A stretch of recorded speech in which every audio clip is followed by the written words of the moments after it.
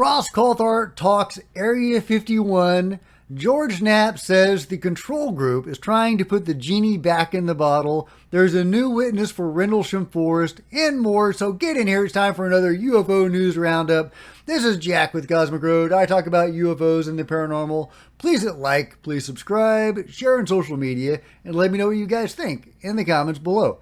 Okay, getting right to it. Here's what George Knapp had to say about the control group. It's out there. People are talking about it.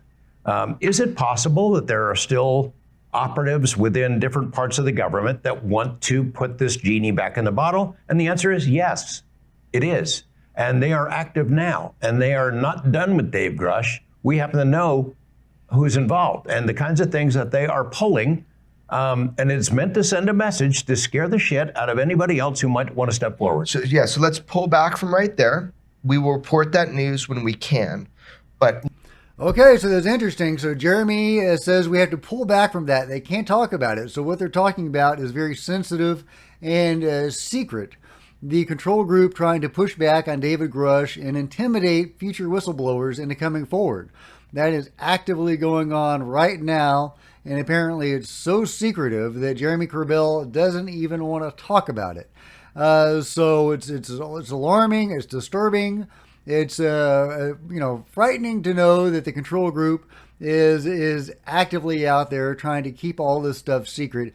But you know what, guys? The genie is out of the bottle. The toothpaste is out of the tube.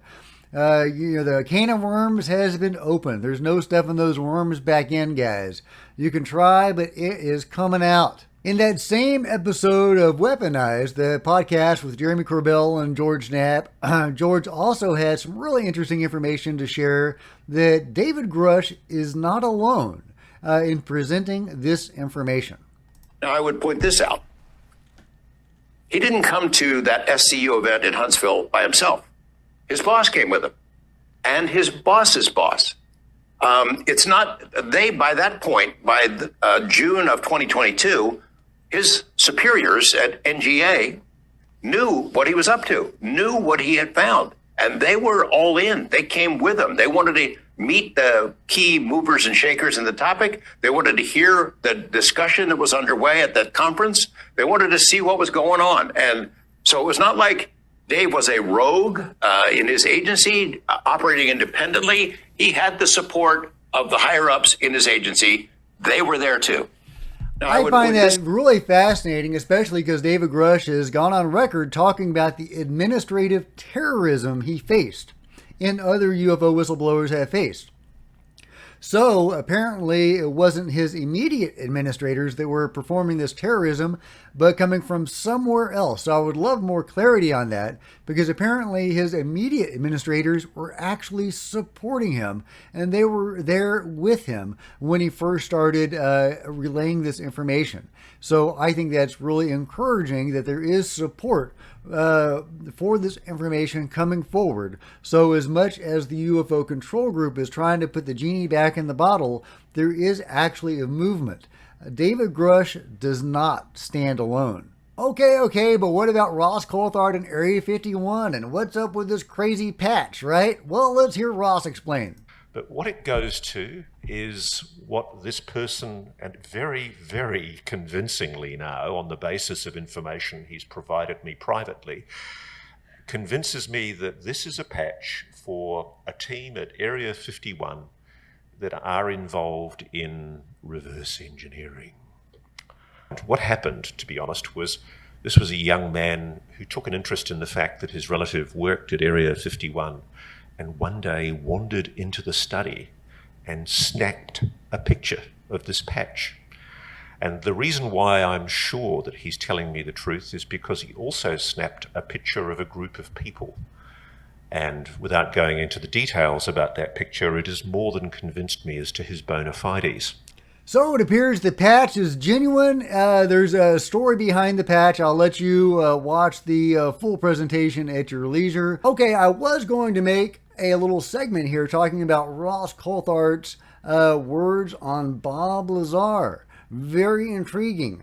But then I realized it was juicy enough to make its own video. So look forward to that later today. In other news, Representative Jared Moskowitz talks UAP. Let's hear what he has to say. Here's a good example. When we went to go kill Osama bin Laden, we did it with military stealth helicopters that nobody knew existed, right? I'm okay that if we have military capabilities that we don't broadcast because we don't want, foreign actors to be aware of our military, some of our secret military programs. That's okay, and the American people accept that because that helps maintain our military superiority that China and Russia don't know everything.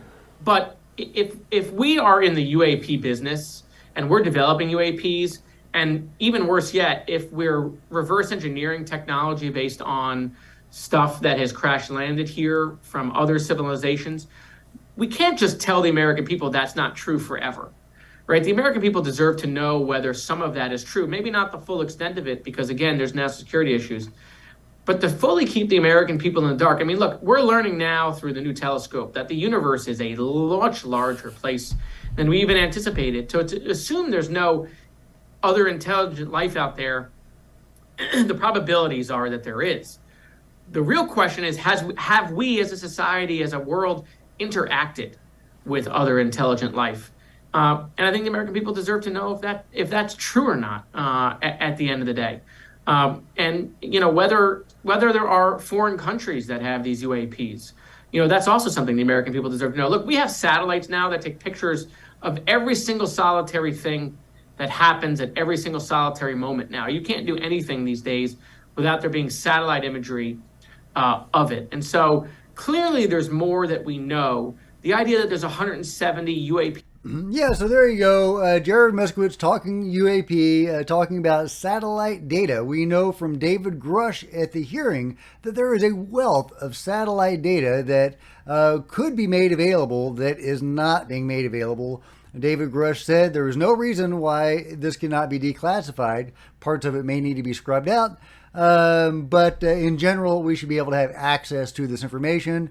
Congressperson Moskowitz is talking about the same thing, saying the American people have a right to know this stuff. Now, he does fall short of saying we deserve the right to know everything. He seems to think that it's okay not to know everything, that some stuff can be protected by national security interests. I fully disagree with that. We need to know everything there is to know about UFOs, UAP, the phenomenon, how the phenomenon is interacting with humanity. Because make no mistake, it has a heavy involvement with humanity. According to the Roper poll in the 90s, conducted by John Mack, Bud Hopkins, and David Jacobs, 2% of the global populace is abducted by beings on a regular, ongoing basis. And these abductions start from infancy, from early childhood to old age. And these are, many abductions a year we're talking. So we're talking a massive involvement. In fact, David Jacobs has said those numbers, they had to tweak downward to get down to 2% because the real number was too shocking. It was closer to 5%, he has later said. Imagine that. 5% of the global populace, alien abductees. That's hundreds of millions of people, and going back decades and decades. So this is a heavy involvement from the phenomenon. They are here for a purpose. As the Dr. Robert Shipe information shows with the Dragon UFOs, that these tiny little craft that will buzz any airborne object over 150 feet, it points to an omnipresent presence of the phenomenon. It's huge, it's massive.